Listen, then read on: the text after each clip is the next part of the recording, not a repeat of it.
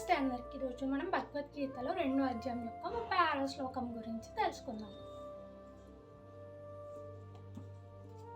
అవశ్య వాదంశ బహుం వదిష్యంతి తవ హిత నిందస్త తవ సామర్థ్యం తదు దుఃఖాంతరం ను కిం. నీ శత్రువులు మరియు నీ సోదరులు కౌరవులు అందరూ నీ శక్తి మీద, నీ సామర్థ్యం మీద అంచనాలు వేస్తారు. నువ్వు జాలిగుండితో యుద్ధాన్ని వదిలేసావని ఎవ్వరూ చూడరు.